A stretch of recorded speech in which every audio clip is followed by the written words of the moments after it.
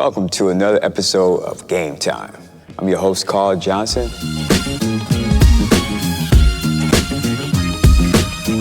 And today's guests, are two very talented young ladies. I have Nia Dawson and Shy Hawkins. Welcome to Game Time. So ladies, I just want to talk to you. Well, first of all, let's start with you telling me about yourself and the audience about yourself. Nia?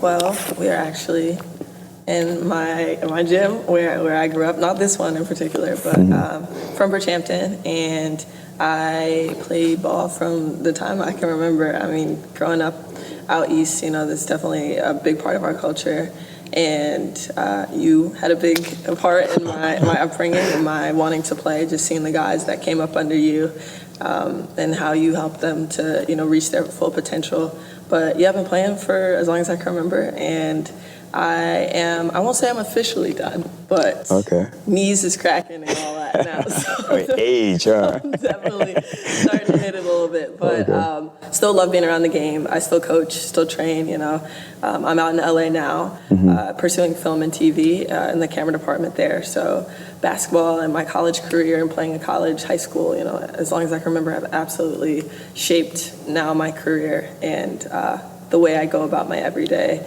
discipline and just structure of my day. So, all right, that's great. And how about you, Miss Hawkins, Shy Hawkins? I started playing basketball in like 8th grade. Now a senior. And I started at William Floyd High School, which is a public school by where I live, Massive Beach. Right. And then I decided to transfer to a private school to get more exposure and play against better competition. So I went to Christ the King. Great school. Yeah, it was different because just having me traveling there every single day, taking the train 4 a.m. every day, just being at that school, the rules were different, just the competition was way different, it was better, so I enjoyed being there. But then I kind of came across Lou High, which is another private school in Long Island, and it was closer to home. It also was a high-level high school, so I decided to transfer there the year after, so this is my junior year. Okay. And I played there. I got ranked there, top 100 in the country.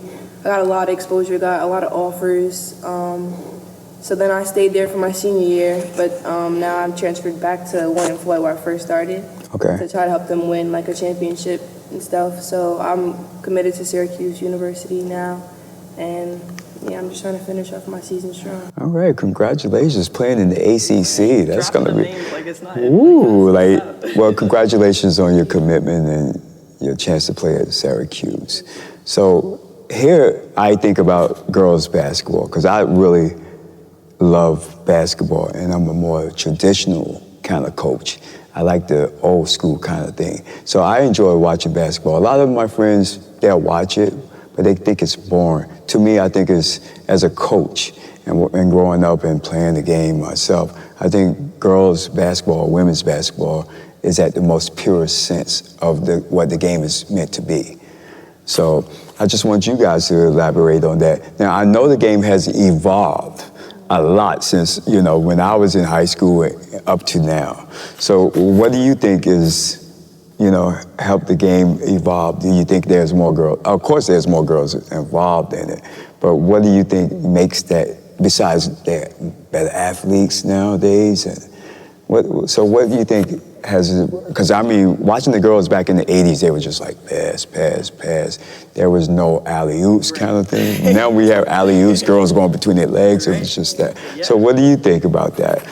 And tell me, first of all, once you got involved, tell me who also do you admire as a basketball? Well, I always was running, I always did track and field. So basketball was very new to me, so I didn't really know anything about it. I just knew I liked playing it. So once I started playing it more, obviously I'm watching it more and studying the game more. But Candace Parker always stood out to me because she just could do everything, everything. She could dribble, shoot.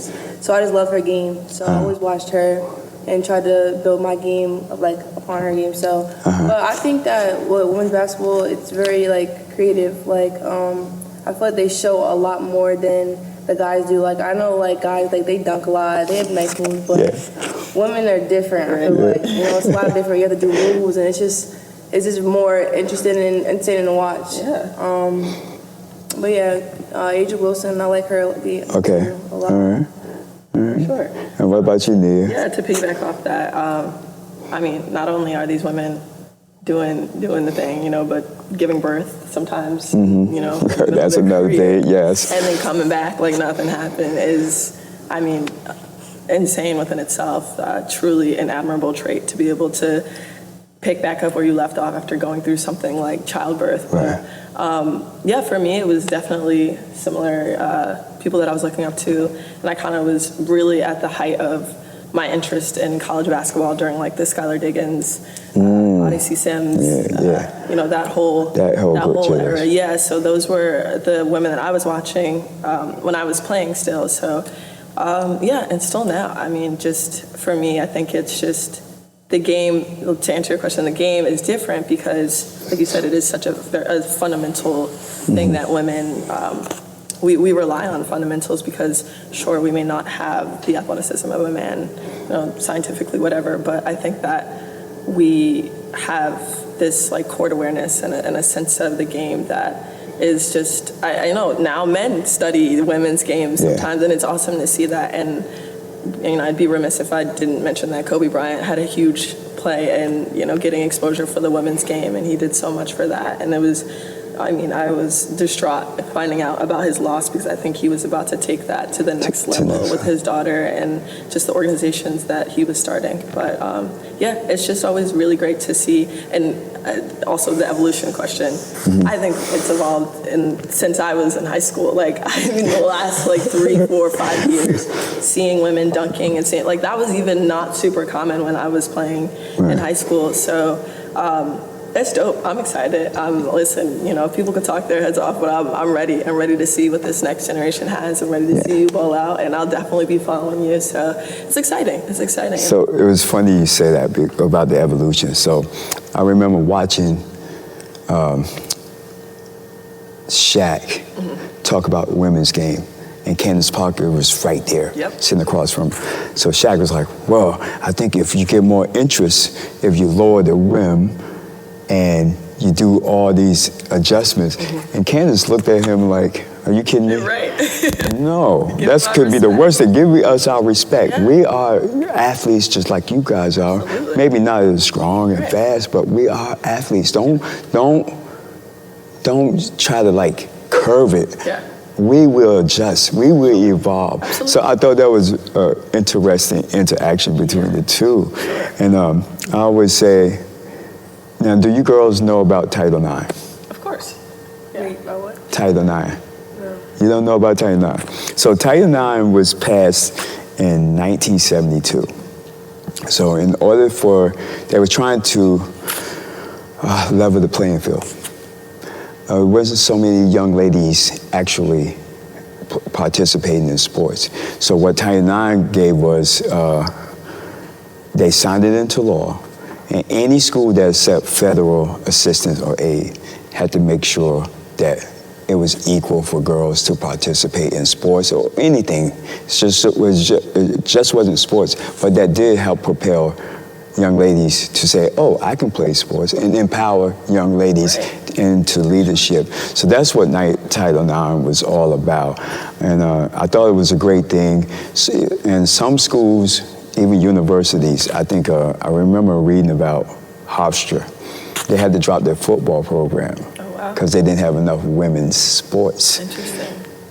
Because of Title IX. And they were receiving financial aid, federal aid. So they had to drop the sports, and people were like, well, I can't believe you're dropping football, but they were saying we need to even It's a statement. It's a statement. Yeah. And then ask you another question. Do you remember in 2021 when the girls had the Final Four? I'm trying to remember. Okay, Sidonia Prince. She did a TikTok. Yep, I do remember that. You remember that? They were in the hotel, was that They were in their practice facility. Okay. So I'm thinking of bubble time when they were. Yeah, it was in the bubble. Yeah. It was all that. So she's saying, hold on, something's not right here. Yep, I know where you're going. Their weight room, they had a set of things there for the girls. Yeah. And for the boys, they had a whole I mean, facility. stacked with And we're talking about food. Yeah. They were like getting just the minimum, bare minimum. And then, someone, a couple of players like Steph Curry Yeah. commented on it, Asia Wilson. Everybody's saying, well, hold up. The girls are there too. They're in the Final Four. They're looking. Right. So why are they getting treated differently? Yeah. And it was a big thing. And I think she ended up with over 30 million viewers based on that Yeah. TikTok I thing. do recall that. Yeah. And she made a good point. She made a good point, and it also made the NCAA think about this rebranding. Now, before that happened, there was never, the girls' basketball, if you go back and you research it when you go home, think about this. The girls, they never say March Madness with the girls. It was just women's basketball. But for the men's, it was men's March Madness. So Like we weren't working. yeah, so it wasn't, the branding was not even there, So there's a lot of things that have changed, and you might want to thank Coach McGraw from Notre Dame. She was one of the first ones to step up and was fighting for you guys to have equality and not all this dispersion, this disparity going around.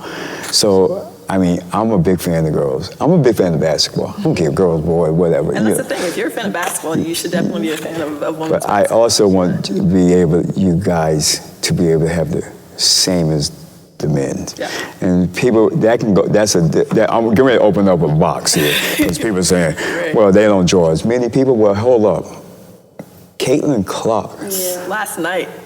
they sell out every time. Like, she plays in front of a full house every time.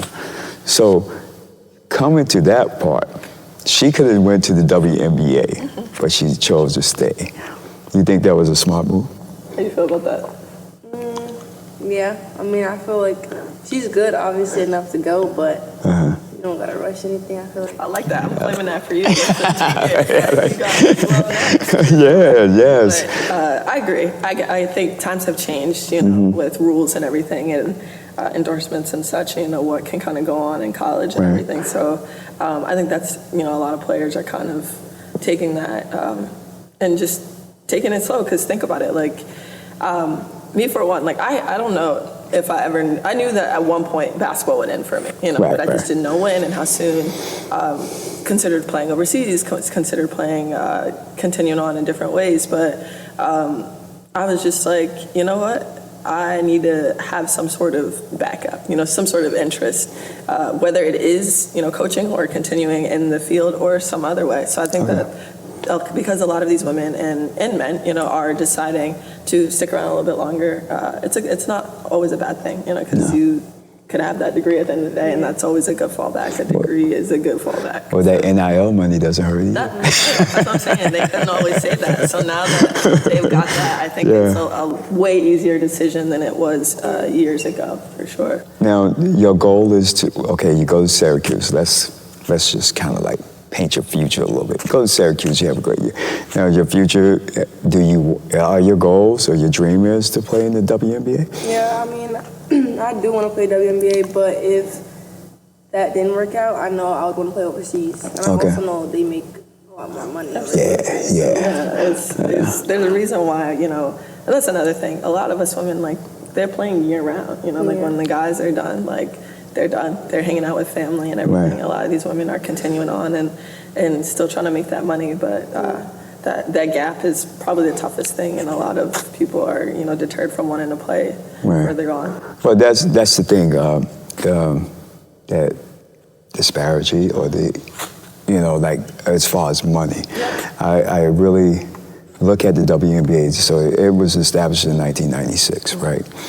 And they haven't progressed as well as I thought they should have. And maybe that's have to do with marketing and branding. I mean, you're talking about the girls, so the NBA finishes in June.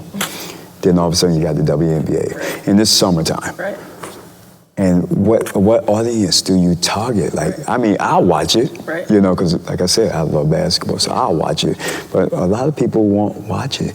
And it's kind of funny because I think they did a survey, or they did a data thing, and they said, well, most of the people that watch WNBA are middle-aged males. Right. Where are the young girls and the women that are watching this game as well? So that's something that I guess the NBA is going to have to work on, or WNBA. But and then of course, like you said, they play in the WNBA. Once that season's over with, then they got to go overseas and make that real money. Right. You know, and that means. Like you said, though, I think the timing of it has a big thing to do with it. Like, people are traveling in the summer, people are, playing AAU, doing, getting in that circuit. So it's hard to keep up with games like that. And this is a hard time of the year to have, like, a season that people are really dedicated to be going on. So I think that's definitely a first crack at it, is like trying to figure out, because like, why can't we play at the same time as the guys? Yeah. Like, what is stopping us from playing in that same time? And every time I bring that up, no one has an answer. I'm like, truthfully, like, what is stopping the repositioning of the season? That's true, because like, you flip from the guys' game, and like the same thing with college. Like, that's why people watch a lot of women's college games more than WNBA, because they're playing at the same time. Right. So, yeah. So what's your thought on that? Like, Right, and that's where it's all going to tie into each other. You get the viewership up, you get more, sponsors, and people want to be involved. So that's where I think branding come in, and then with the WNBA, you need a storyline. Now you need I don't care what you do. Right. In the movie, there's a good guy and there's a bad guy. So like when I was growing up, I mean, not when I was growing up, but we're watching the Bulls in the 90s. Who was their enemy? Right. The bad boys. And then all of a sudden, Michael Jordan against the bad boys. So there was always a storyline. So even like today, there's always a storyline. Embiid can't wait to go against Joker. That's their storyline. Yeah. Now in the WNBA, I think they did have a storyline this year. This past year. Yes. Who you got? I mean, of course, Las Vegas Aces. Of course, yeah. Everybody wants But the Liberty was like, nah, we can play too, So that was the storyline. Hopefully, they can continue that storyline and bring more. I think you're right. That's a big thing. Vegas is going to always bring it. Yeah. New York, Liberty is in a great city, Yeah. the media mecca of the world. Sure. So hopefully they can keep that storyline and we go from there. I was excited to see the Sparks play the Liberty in LA. I got to see a game, and I was screaming my head off for the Liberty, and they was really kicking me up out of there. I was like, y'all thinking I'm repping the West Coast? Like, you crazy. You bet not. Yeah, You bet not. You bet not. Absolutely not. But we're going to come back. You guys hold your thoughts. We're going to come back. We're going to take a break, and right after this, and we'll see you very soon. Hi, my name's Anthony Maris. I'm third generation owner of Star Confectionery here in beautiful Riverhead, downtown Riverhead. Locals call it Papa Nick's. It was a nickname after my grandfather. My family's been here since 1920, and this year, 2024, we'll be celebrating 124 years of business in my family. And we serve breakfast and lunch and homemade ice cream. And that's about it. If you're ever in beautiful downtown Riverhead, make sure to come down and see me.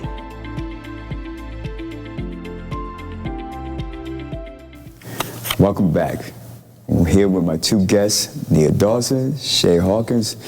During the break, we were kind of talking about Angel Reese. We definitely were.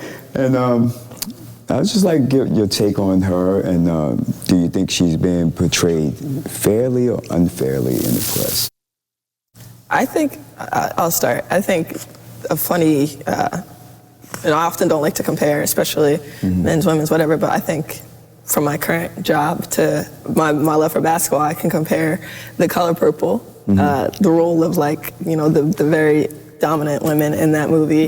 And of course it's the same kind of movie storyline that's been out there since the book, but the main plot is, that these women are strong and uprising and against the wishes of the men in their lives and in their town and everything. And I think it just kind of feeds into that whole idea of women needing to fit into this box and, fit into this stereotype and never dare come out of there. The out here is not for you. And I think she very much does that.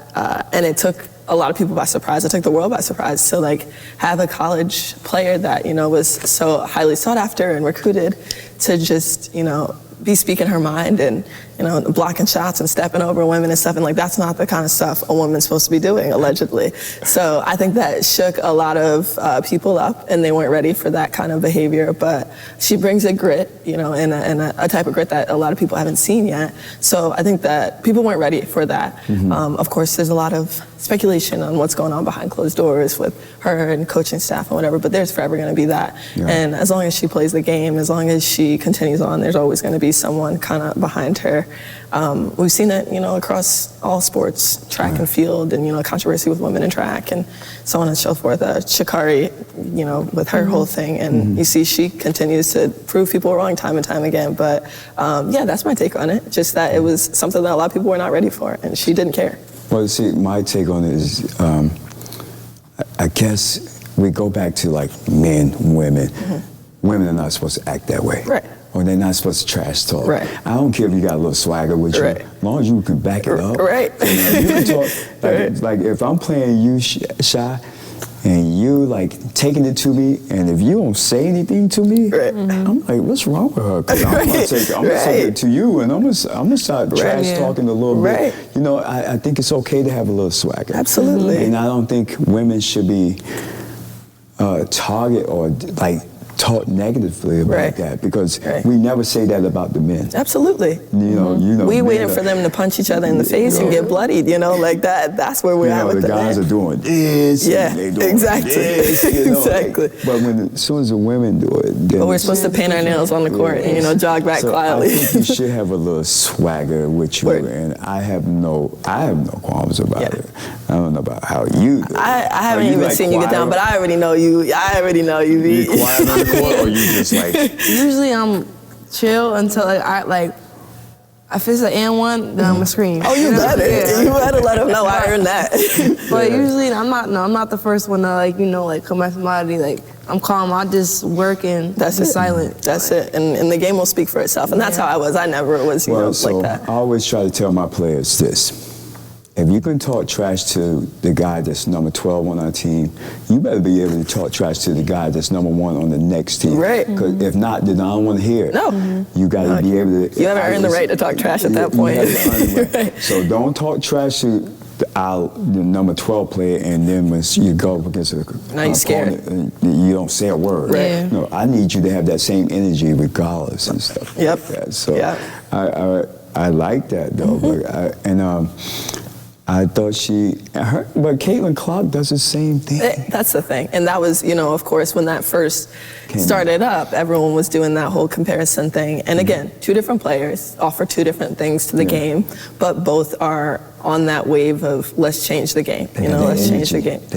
I mean, the crowd is like electric for the first time ever in the women's game. Like people are on their feet, selling out stadiums, whatever, and it's really dope. And these arenas are packed, and it's like it's so dope to see. Well, so that's why I go back to the WNBA where they felt there's no storyline. Yeah, exactly. So we need to translate that energy to the WNBA. Yes, you for need sure. a storyline. I don't need you to be friends all the time on the court. No, I need you to go at each other. Right. It's funny. A lot of those women are really close. A lot of them, Well, I think that also, like, I'm sure, like, if your father played basketball, your father played basketball, I played basketball, we respect each other on the court, but we're going to be talking some trash. For sure. And we coming at you. Yeah. And I'm coming at you every day. That's all you could hope, because that's going to get me better. And then we earn that respect. I think, like, sometimes the guys are too buddy-buddy.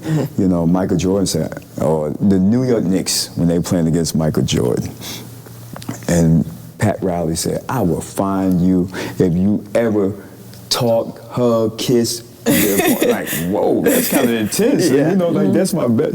But he's saying, like, I don't want anybody to get an advantage of you. Right.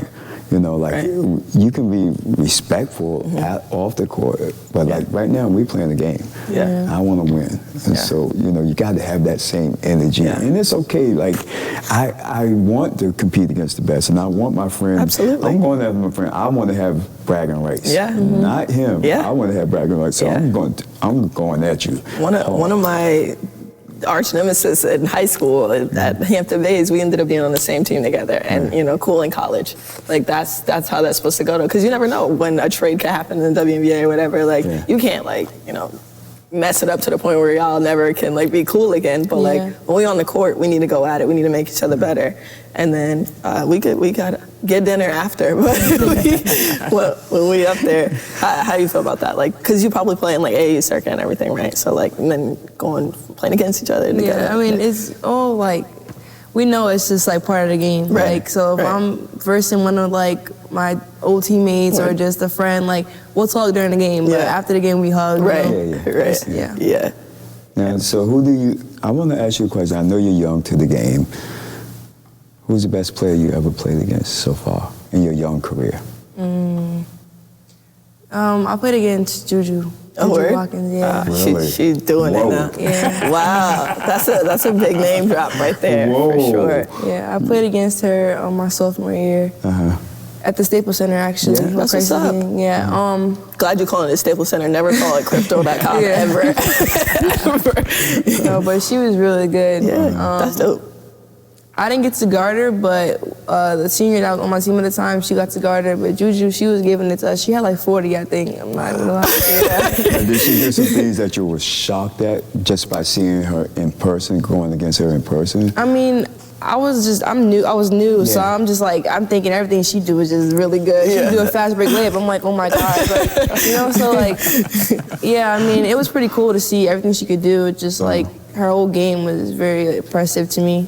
And then now just seeing where she's at now, I can just be I played against her, throughout high school, so it was. Because she might be. She she's probably really won't good. be Player of the Year, but she's gonna be in the run. She's close. Yeah. She's She close. Between her and Caitlin Clark right now. Yeah. I don't see anybody else. I'm with you. I'm with you on that. I'm not even gonna argue that. You might have played against her. Right. Wow. And you as a freshman, she's a freshman this year. She's doing some unbelievable things. I mean, we saw from when she was in high school that she was about to. Yeah, she was about to take the world. I never even had heard of her. A lot of people hadn't. Now, there's this freshman Julie. I'd never heard of her, and now she's at USC and she's dropping 30 the first game, and I'm like, wow. Where'd she come from? Yes.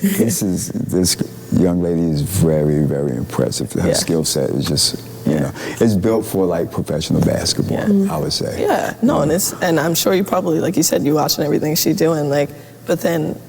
I was definitely the type of player, when I saw somebody was better than me, I'm going to try to adopt some of your game, I'm not going to sit here and just be mad that y'all beat me, Does it motivate you, say? Of course, yeah. you see a crazy light, you're I'm definitely taking that. I want to learn how to do that. Right, and I think that's a dope mindset to have, because not everybody has that mindset, but yeah. Wow. So, what about you? Listen, it's been a while since I was playing AAU and stuff, but I mean, obviously, I had a couple of really big tournaments that, I graduated in 2017. So what was that class? I can't even remember who big names were coming. But there was some big, top contenders in those circuits in the tournament. But I definitely got a late start too. I didn't start playing AAU for, until I was later. And I think that. Had I started earlier, I probably would have had more interest in going on, but I also knew that I wanted to pursue creative stuff on the side too. So, but while I was at it, that was all, I was thinking about eat, sleep, drink, ball, everything. And that's how it should be, honestly, if that's what you're dedicated to and that's what you want to do. You should really hone in on it and give it all you got, because those years, I sound like an old head now, but they do indeed, but it's gonna forever shape who you are. I owe a lot of what I do now and how I am on a set and how I, operate day to day to the game of basketball. Getting up at 5 a.m. that has not gone away. Those crazy wake ups have prepped me for crazy call times on movie sets and stuff now. So it's dope to see the correlation. And I actually work with a lot of people who were, athletes, and they're I feel the same way. I wouldn't be able to do this if, my lift wasn't at 4:30 or whatever and got me up. But do you have speaking of that, I mean, if you don't mind me asking a question, do you got a crazy schedule and structure now to your day to day? I mean, when I was at Lehigh, I get up around 6. It was better than going to King when I was around 4. But 6 a.m. and then you kind of just go through the school day, and then I have like 2.5 hours of practice, and then I'm getting home like 8 o'clock, 9 o'clock. So that was basically like every day. But if I could say like Christ is King when I was there, it was a pretty rough schedule. It was so 4 a.m. I was taking the LIRR to the city, and then I would have to hop on the MTA bus, and that would bring me up to my school, Christ is King, and then go through that school day, and then practice 2 hours, and then either I'm taking the bus and then the train back, or the subway and then hop on the LIRR. Yes, and then I would go home like 9, 10, sometimes 11. Yeah. And then do it again all over the next day. So yeah, I mean, I want to do it. That's like, it. Yeah. That's what drives This is what that. I want to. Yeah. Well, So that's why you made a good point there. You wanted to do it. You didn't want, your parents didn't want you to do it. You wanted it. Right. Yeah. And I think that's the difference in sometimes in any young athlete. It's what you want to do and what's going to make you happy. If you driven, like I always said, when I'm not in the gym, what are you doing? When I'm in the gym, Right. yeah, you work hard. But Exactly. I'm When nobody's away, watching. when nobody's watching. Yeah. What are you doing this stuff? So what do you hope to do? So your other goals besides basketball, what else you hope to do? I mean, you're going to a great school. Right. yeah, I mean, You haven't thought about it. yeah. You I'm don't even thinking have to. basketball. Yeah, no, but I think that shit. like once you get there, you're gonna be like, oh man, like I really like this, or Yeah. like it'll probably all just kind Yeah. of fall into place once you get there. But you in a good spot. I'll tell you that much. You're definitely in a good spot. You are. Yeah, we will be. Keeping tabs and seeing how everything's Oh, going. yeah, I'm now, gonna for sure. keep tabs Oh, we on locked and in. We locked in. Especially, you at Syracuse, and I'm an ACC fan. Yeah. First of all, I'm a North Carolina guy, though. Yep. So just so you know. We might not talk to you on those days. So. So let me ask you a question, Shai. For young athletes coming up, what's your best advice to them? I would just say like, don't let anything like stop you from doing what you love. Like even like, how do I explain it? Just like don't let others bring you down, or don't let other people's like opinions or what they think you can and cannot do. Like don't let it like mess up what you have going on, because you know what you're capable of doing. And like if you want to do something for your future and that you love, like just go and do it. Like don't let anything stop you from doing what you want to do. Great advice. Great advice. And you, Nia? I'm gonna take that and run with that. I feel like she's speaking to me too, because a lot of my dreams and aspirations of what I want to do, and all these film ideas and all these things that I'm trying to bring to fruition. I have people in my ear saying the same thing that they were saying to me when I was playing basketball, that you're not gonna make it, you're not gonna do it. Oh, that's crazy. That's gonna require X amount of hours of practice and this, that, and third. But I've forever been a fan of that like 10,000 hour rule of like putting in 10,000 hours or whatever it is that you love, and that's how you kind of become a pro. I think it's just repetition, and it's the same thing across the board. I've just been driving it home with how ball shaped everything for me, but I really mean that. Like, for sure, everything I learned from there, I'm applying to everyday life. So, and I talk to kids a lot now about how it's okay if you don't get it right on the first try. Like I transferred, and I think there's so much pressure to like be like, oh my God, but that school recruited me, or this coach really loved me and laid out the red carpet for me and said that this is everything. And I hope obviously everything works out for you there, but like that's, if I could give you advice on in hindsight, is if things don't go in a way that is suitable for you and conducive for you, like it is okay to keep going. And my biggest piece of advice is mental health is everything. And you need to make sure you keep checking in with yourself as you go through this journey with your mental health. Because I had a coach that was really great about it. We would do mindfulness and meditation and yoga, before and after practices and stuff, because it's disturbing to see how many young lives have been lost, to suicide and things like that, especially athletes. There's been a huge uptick in athletes going through that. So, consider me as a resource, truly, if anything comes up as you go through this journey, to, always reach out or whatever, because I know how grueling some of those days can be, and sometimes you just want to drop everything and be like, I'm done. I am so done. That's great advice. Yeah. And I always say this, and it sounds like from both of you. I know your parents. I just met your father today. And it seemed like both of you guys have a strong foundation. that family that's there to support Everything. you. Whether, no matter what happens, Yeah. they are always going to be there. Your Yep. foundation is strong. So that means you guys are going to be okay Unshakable. regardless of what Yeah. happens. And I always say to young athletes, to fail is not to try. Once you try it, That's a big one. That is a big one. there's no harm. That's the in one right trying. there. And as you know, you can always come back home. You know, and you're gonna always have your haters, Yeah, but that's okay. brush them off. Yeah? You try and you do your best you can. Yeah. And that's it. Like Yeah. I said, your family is the most important thing Yep. when it comes to that. Absolutely. So, ladies, I just want to thank you. Thank For you. being my second Thank guest you. on my podcast. Listen, I'm on hyped my to say we was podcast. up here when it just got kicked off because this thing And about I'm to glad do to it. have you here, and Thank you. Yeah. hopefully I'll have you back again Yep. when you sign that letter of intent and go forward and, Yes. and do great things. So, but Shai, good luck and Thank you. good Yes, luck good for the luck. rest of the season. I hope to see you in the county championships, Yeah. one way or another. Yep. Here, Dawson, you take care of yourself. Yes, and yes. Let the West Coast know the East Coast is still here. Come on. standing strong. Always and forever. Always and forever. And that will be it for Game Time. I hope you enjoyed this episode. Have a good night.